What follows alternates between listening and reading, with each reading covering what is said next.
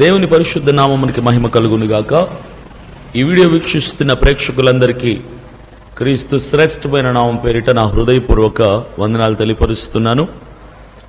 మనందరికీ బాగా సుపరిచితుడైనటువంటి పిచ్చి హాస్పిటల్ నుంచి పారిపోయి ఫుట్పాత్ల మీద బస్టాండ్లో రైల్వే స్టేషన్లో తిరుగుతున్నటువంటి అరగుండు పిలక రాధా మనోహర్ దాస్ అందరికీ తెలుసు కదా.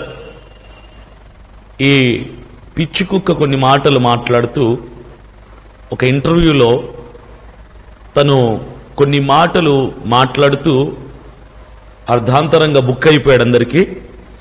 అయితే ఆ ఇంటర్వ్యూలో నుంచి నేను కొన్ని క్లిప్స్ కట్ చేశాను.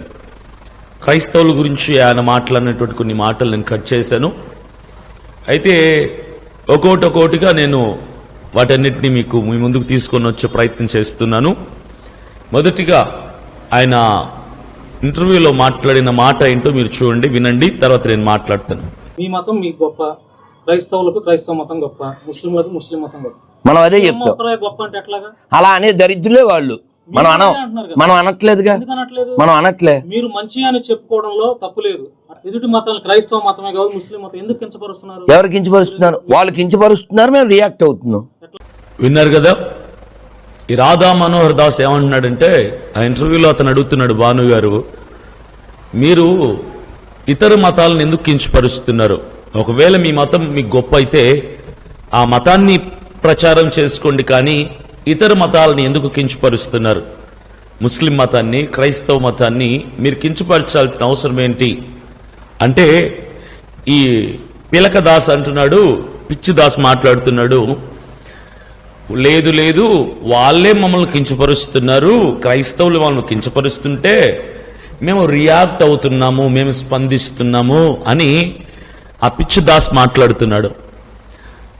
ఈ వీడియో వీక్షిస్తున్న మీ అందరికీ తెలుసు, గతంలో ఎన్ని సందర్భాలలో ఎన్ని చోట్ల రాధా మనోహర్ దాస్ క్రైస్తవ్యాన్ని, మన క్రీస్తు ప్రభువుల వారిని, పరిశుద్ధ బైబిల్ గ్రంథాన్ని ఎంత తక్కువ చేసి, ఎంత హేళనగా, ఎంత తుస్సాకారంగా మాట్లాడనేది గతంలో చాలా సందర్భాల్లో మనం చూసాం.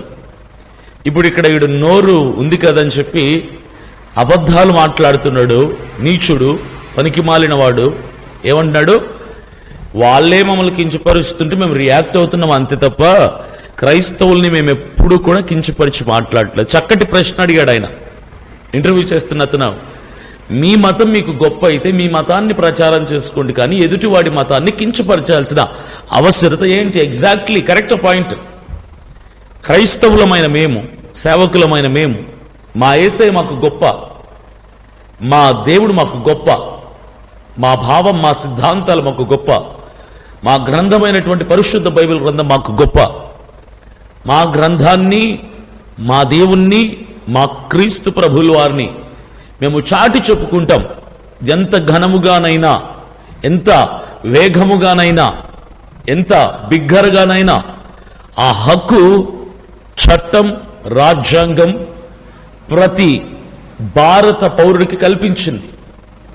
ఎవరి మతాన్ని మా అమ్మ గొప్ప అని మేము చెప్పుకోవచ్చు, తప్పులేదు, కానీ మీ అమ్మ మంచిది కాదు అని చెప్పటం చాలా తప్పు.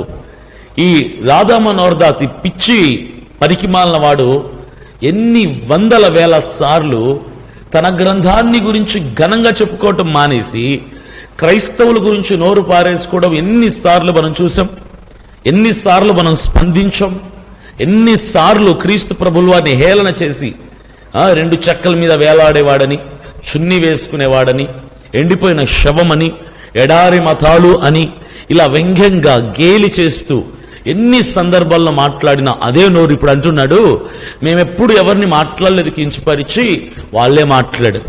మరలా చెప్తున్నాను, నా హైందవ సహోదరులకు చెప్తున్నాను, నేను ఏ సేవకుడు, ఏ క్రైస్తవుడు కూడా హైందవుల నమ్మకాలని, హైందవుల సిద్ధాంతాలని, మీరు నమ్మే దేవుళ్ళని మేమెప్పుడు కించపరచటం మా ఉద్దేశం కాదు. మా దేవుని యొక్క ఘనతను మేము చాటి చెప్పుకుంటామే తప్ప ఇతరుల మతాన్ని, ఇతరుల గ్రంథాలని, ఇతరుల దైవముగా భావించే దేవుళ్ళని మేమెప్పుడు కించపరచం. అది మా యొక్క పని కాదు, మా ఉద్దేశం అది కాదు. ఒకవేళ మా సేవకులలో ఎవరైనా అట్టి పని చేస్తే అది తప్పు అని మేము ఖండిస్తాం, మేము సమర్థించుకోము. తప్పు. ఎందుకంటే మా దేవుడు గొప్ప అయితే మేము చాటు చెప్పుకోవాలి తప్ప ఎదుటి వారిది దూషించటం, ఎదుటి వారిని దుష్ప్రచారం చేయటం, ఎదురు వారిని దుర్భాషలాడటం చాలా తప్పు. అది ఎవరికైనా వర్తిస్తుంది. ఒక రాధా మనోహర్ దాస్ అయినా, ఒక సేవకులైన, క్రైస్తవులు ఎవరైనా కూడా ఆ పని చేయటం తప్పు.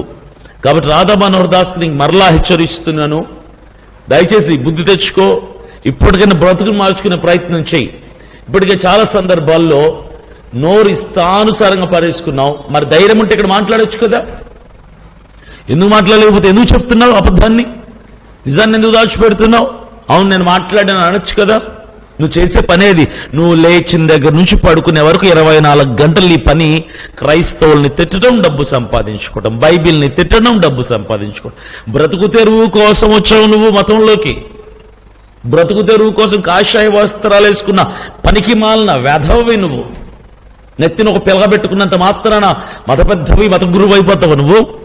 ఏదో 4 శ్లోకాలు నేర్చుకుని ఏది మాట్లాడినా శ్లోకాలు చెప్పుకుంటూ తిరిగేవాడివి నువ్వు. బిచ్చమెత్తుక్కోవడానికి కష్టమైపోయి, బిచ్చమడుక్కోవడానికి కష్టమై ఈ పనిని ఎత్తుక్కున్నావు నువ్వు. హైందవ సహోదరి సహోదరులారా, మీకు పట్టిన దరిద్రం ఈ రాధా మనోహర్ దాస్ అనేవాడు. మీకు పట్టిన దరిద్రం వీడు, శాపం వీడు. వీడు మిమ్మల్ని అడ్డు పెట్టుకుని డబ్బు సంపాదించుకుని డబ్బులు దండుకుంటున్నాడు వీడు. ఇంతకాలం క్రైస్తవుల్ని, ముస్లిం వాళ్ళని ఇష్టం వచ్చినట్టు మాట్లాడి ఇప్పుడు అంటున్నాడు మేము ఎప్పుడు మాట్లాడలేదే.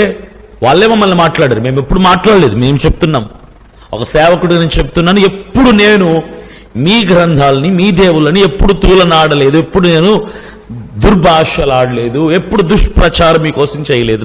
నా పని అది కాదు, నా బాధ్యతది కాదు. నా యేసయ్యని ప్రకటించుకోవడం నా బాధ్యత. దయచేసి ఈ మనోహర్ దాస్ అన్న మాట గుర్తుపెట్టుకోండి. ఇంకోసారి వాడు ఎప్పుడైనా క్రైస్తవ్యాన్ని గురించి, ఇస్లాం గురించి కానీ తప్పుడు కూతలకు వస్తే అక్కడే నిలబెట్టి చెప్పించుకోటండి, బుద్ధి వచ్చేలాగా.